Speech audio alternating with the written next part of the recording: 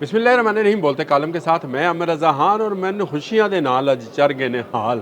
हाँ जी हाँ, यही कोई सूरत हाल है। कल से देख रहा हूँ कि पाकिस्तान तहरीक इंसाफ के तल्लक रखने वाले जितने उनके वर्कर्स हैं, उनके पार्टी के लोग हैं, खुशी से नहाल हैं। और वो सिर्फ इस बात पे कि इमरान खान को हॉस्पिटल जाने की इजाज़त दी गई। सुप्रीम कोर्ट का एक फ़ैसला है और ये फ़ैसला है कि इमरान खान का चेकअप कराया जाए ताकि अगर उनको ज़रूरत है तो हॉस्पिटल में एडमिट किया जाए।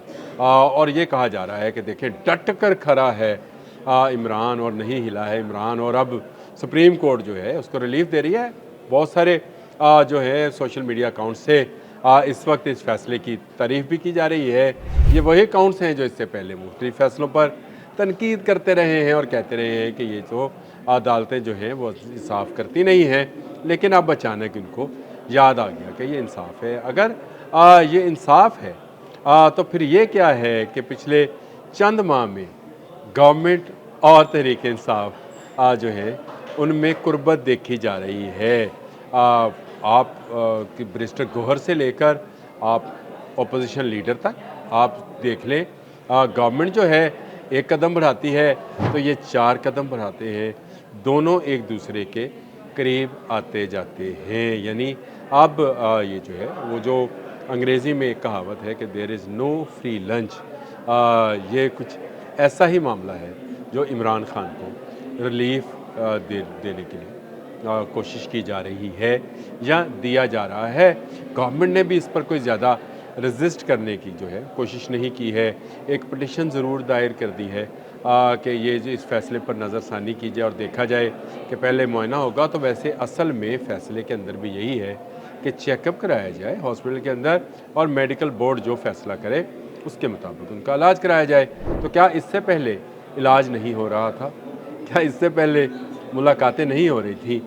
लेकिन जो अब की मुलाकातें हैं और अब का इलाज है उसकी खुशी आपको बाजी नूरीन के चेहरे से ही समझ में आ जाती है कि ये क्या मामला है।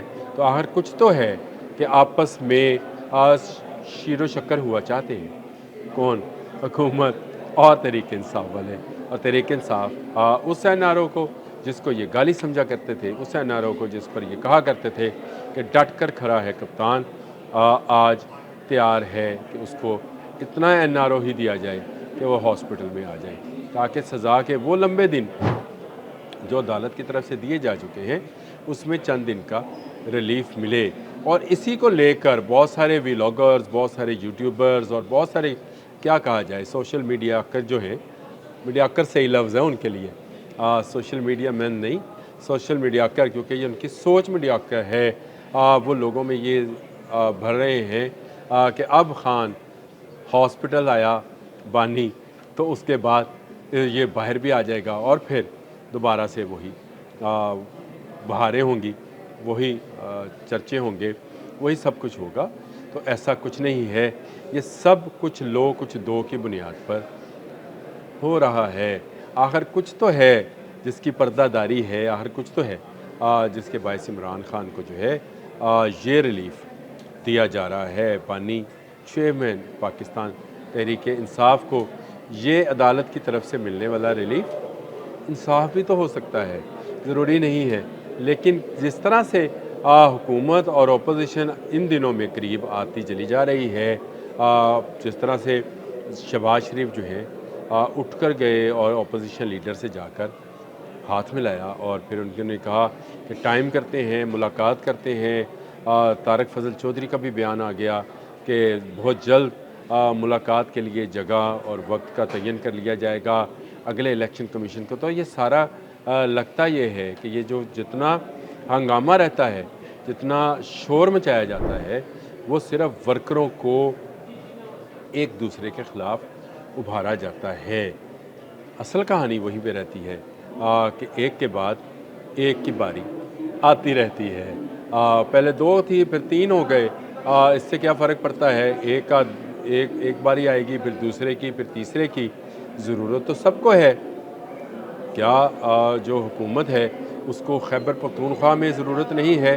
और जो अपोजिशन है क्या उसको पंजाब में और सिंध में सियासत नहीं करनी है? तो ये सियासतदान असल में एक हैं। हाँ, किसी वक्त किसी पर बुरा वक्त आता है। 11 साल जरदारी रहे, नवाज शरीफ ने जेल काटी, अब इमरान खान ने भी काट ली, लेकिन ये फिर फैसला भी खुद ही करते हैं, इल्ज़ाम किसी और पर धरते हैं। ये आपस में मिल जाते हैं और मिलकर ये फैसला करते हैं कि इन्होंने अब किसको रिलीफ देना है।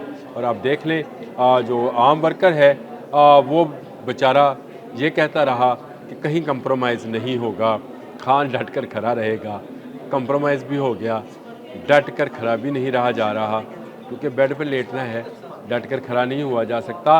और लोग जो हैं ये कहते थे, कस्में उठाया करते थे, हलफ दिया करते थे कि ना ढील लेंगे ना डील लेंगे, ये तो सिर्फ नवाज शरीफ लेता है, ये जरदारी लेता है। आज वही ढील और डील दोनों कबूल हैं। किसको? पाकिस्तान तहरीक इंसाफ के वर्कर तो। और इस पर बाकायदा मैंने शुरू में कहा कि आज खुशियां दे नाल मैनू चरगे ने हाल लुडियाँ डाली जा रही हैं, खुशियां मनाई जा रही हैं, एक दूसरे को मुबारकबादें दी जा रही हैं। ज़रा सोशल मीडिया तो खोलिए, ज़रा देखिए तो सही कि क्या सूरत हाल है। तो क्या इसमें आपको कहीं गवर्नमेंट की तरफ से कोई ऐसा हार्श पॉइंट ऑफ व्यू नज़र आता है कि जी हम जो है किसी सूरत डील नहीं देंगे, ढील नहीं देंगे। ये सब एक ऐसा लगता है जैसे मिली भगत वाला काम है। और इसमें से अगर कोई पिसता है, कोई दबता है, कोई लड़ता है, कोई मरता है, तो वो बेचारा वर्कर है जो अपने लीडर के लिए गालियाँ भी खा रहा होता है, गालियाँ निकाल भी रहा होता है। वो कह रहा होता है कि जो है मैं जो है मेरा लीडर जो है वो तो कभी कंप्रोमाइज़ नहीं करता, ना कभी डील करता है, ना कभी डील लेता है। लेकिन अब मौजूदा सूरत हाल में लगता ये है कि पाकिस्तान तहरीक इंसाफ घुटनों पर आ गई है। अब वो डील लेने को भी तैयार है, ढील लेने को भी तैयार है। ज़रा लंबा अरसा लगा, लेकिन फिर आखिरकार वही रवायती सियासत है, वही रवायती सियासतदान है और वही रवायती फ़ैसले हैं। कोई तब्दीली नहीं है, स्क्रिप्ट भी वही है और इस पर अमल करने वाले भी वही हैं, और स्क्रिप्ट को बनाने वाले भी यही हैं।